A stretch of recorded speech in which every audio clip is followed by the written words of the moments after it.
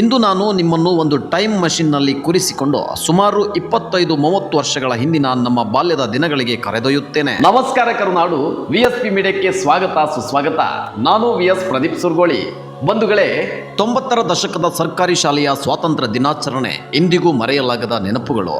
ಹೌದು ಬಂಧುಗಳೇ, ಇಂದು ನಾನು ನಿಮ್ಮನ್ನು ಒಂದು ಟೈಮ್ ಮಷಿನ್ನಲ್ಲಿ ಕೂರಿಸಿಕೊಂಡು ಸುಮಾರು 25-30 ವರ್ಷಗಳ ಹಿಂದಿನ ನಮ್ಮ ಬಾಲ್ಯದ ದಿನಗಳಿಗೆ ಕರೆದೊಯ್ಯುತ್ತೇನೆ. ಆ ದಿನಗಳಲ್ಲಿ ದುಬಾರಿ ಶಾಲೆಗಳಿರಲಿಲ್ಲ, ಬ್ರ್ಯಾಂಡೆಡ್ ಬ್ಯಾಗ್ಗಳಿರಲಿಲ್ಲ, ಮೊಬೈಲ್, ಸೆಲ್ಫಿ, ಸೋಷಿಯಲ್ ಮೀಡಿಯಾ ಯಾವುದೂ ಇರಲಿಲ್ಲ. ಆದರೆ ಇತ್ತು ಜೀವನ ಪೂರ್ತಿ ಮರೆಯಲಾಗದ ನೆನಪುಗಳು. ಅದರಲ್ಲೂ ಆಗಸ್ಟ್ 15 ಸ್ವಾತಂತ್ರ್ಯ ದಿನಾಚರಣೆ ಬಂದರೆ ಸಾಕು, ಇಡೀ ಸರ್ಕಾರಿ ಶಾಲೆಯೇ ಹಬ್ಬದ ಮನೆಯಾಗಿ ಬಿಡುತ್ತಿತ್ತು. ಆಗಸ್ಟ್ ತಿಂಗಳು ಆರಂಭವಾಗುತ್ತಿದ್ದಂತೆಯೇ ಶಾಲೆಯಲ್ಲಿ ಒಂದು ಹೊಸ ಉತ್ಸಾಹ ಶುರುವಾಗುತ್ತಿತ್ತು. ಈ ವರ್ಷ ಬ್ಯಾಂಡ್ ಸೆಟ್ನಲ್ಲಿ ಯಾರು ಭಾಷಣ ಯಾರು ಮಾಡ್ತಾರೆ, ದೇಶಭಕ್ತಿ ಹಾಡಿಗೆ ಯಾರು ಡಾನ್ಸ್ ಮಾಡ್ತಾರೆ ಎಂಬ ಮಾತುಗಳೇ ಎಲ್ಲೆಡೆ ಕೇಳಿಸುತ್ತಿದ್ದವು. ಮಧ್ಯಾಹ್ನದ ಬಿಸಿಲಿನಲ್ಲೂ ಲೆಕ್ಕಿಸದ ಮೈದಾನದಲ್ಲಿ ಅಭ್ಯಾಸ. ಎಡ ಬಲ ಎಂದು ಶಿಕ್ಷಕರು ಜೋರಾಗಿ ಹೇಳಿದರೆ ನಾವು ಹೆಜ್ಜೆ ತಪ್ಪದಂತೆ ನಡೆಯಲು ಪ್ರಯತ್ನಿಸುತ್ತಿದ್ದೆವು. ಬ್ಯಾಂಡ್ ಸೆಟ್ನ ಡ್ರಮ್ ಸದ್ದು ಊರಿನ ಬೀದಿಗಳನ್ನೇ ಪ್ರತಿಧ್ವನಿಸುತ್ತಿತ್ತು. ಆ ಸದ್ದು ಕೇಳಿದರೆ ಅಯ್ಯೋ ಆಗಸ್ಟ್ 15 ಹತ್ತಿರ ಬಂದಿದೆ ಎಂದು ಊರಿನ ಜನರು ಹೇಳುತ್ತಿದ್ದರು. ನಂತರ ಶುರುವಾಗುತ್ತಿತ್ತು ಸಾಂಸ್ಕೃತಿಕ ಕಾರ್ಯಕ್ರಮಗಳ ತಯಾರಿ. ಒಬ್ಬರು ಭಾರತ ಮಾತೆಯ ವೇಷ, ಇನ್ನೊಬ್ಬರು ಭಗತ್ ಸಿಂಗ್, ಮತ್ತೊಬ್ಬರು ಸುಭಾಷ್ ಚಂದ್ರ ಬೋಸ್, ಯಾರಾದರೂ ಗಾಂಧೀಜಿ, ಯಾರಾದರೂ ನೆಹರು. ಶಾಲೆಯ ಒಂದು ಚಿಕ್ಕ ಕೊಠಡಿಯೇ ಮೇಕಪ್ ರೂಮ್ ಆಗಿಬಿಡುತ್ತಿತ್ತು. ಬಣ್ಣದ ಕಾಗದಗಳಿಂದ ತ್ರಿವರ್ಣ ಧ್ವಜ, ಕೈಯಿಂದ ಮಾಡಿದ ಹೂವಿನ ಅಲಂಕಾರ, ತರಗತಿ ಕೊಠಡಿಗಳ ಅಲಂಕಾರ, ಅದೇ ನಮ್ಮ ಕ್ರಿಯೇಟಿವಿಟಿ, ಅದೇ ನಮ್ಮ ಸಂತೋಷ. ಕೊನೆಗೂ ಕಾಯುತ್ತಿದ್ದ ದಿನ ಬಂದು ಬಿಡುತ್ತಿತ್ತು, ಆಗಸ್ಟ್ 15.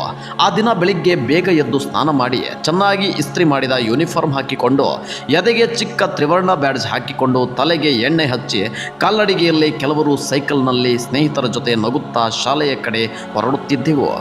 ಶಾಲೆಯ ಮೈದಾನದಲ್ಲಿ ಎಲ್ಲರೂ ಸಾಲಾಗಿ ನಿಂತು ಕಾಯುತ್ತಿದ್ದೆವು. ಅಷ್ಟರಲ್ಲಿ ಮುಖ್ಯ ಶಿಕ್ಷಕರು ರಾಷ್ಟ್ರಧ್ವಜವನ್ನು ಹಾರಿಸುತ್ತಿದ್ದರು. ಆಕಾಶದಲ್ಲಿ ತ್ರಿವರ್ಣ ಧ್ವಜ ಹಾರಾಡುತ್ತಿದ್ದಂತೆಯೇ ಹೂವಿನ ದಳಗಳು ಕೆಳಗೆ ಬೀಳುತ್ತಿದ್ದವು. ನಮ್ಮ ಕಣ್ಣುಗಳಲ್ಲಿ ಒಂದು ಹೆಮ್ಮೆ.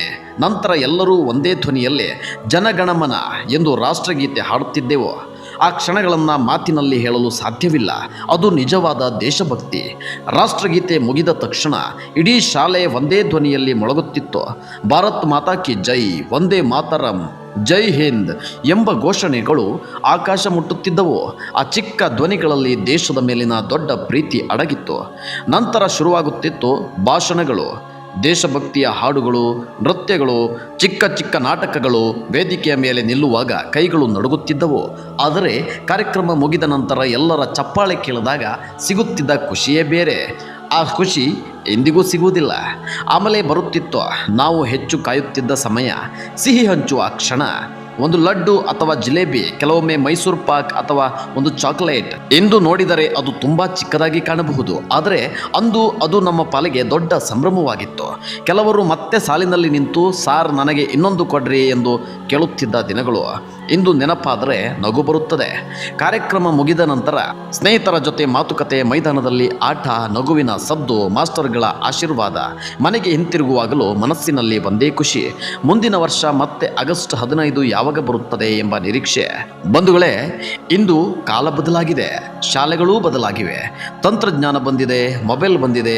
ಆದರೆ 90ರ ಸರ್ಕಾರಿ ಶಾಲೆಯ ಸ್ವಾತಂತ್ರ್ಯ ದಿನಾಚರಣೆಯ ಆ ಮುಗ್ಧ ಸಂತೋಷ, ಆ ಸ್ನೇಹ, ಆ ದೇಶಭಕ್ತಿ, ಆ ಸಿಹಿಯ ರುಚಿ, ಆ ಭಾರತ್ ಮಾತಾ ಕಿ ಜೈ ಘೋಷಣೆ, ಇವೆಲ್ಲವೂ ನಮ್ಮ ಹೃದಯದಲ್ಲಿ ಶಾಶ್ವತವಾಗಿ ಉಳಿದಿದೆ.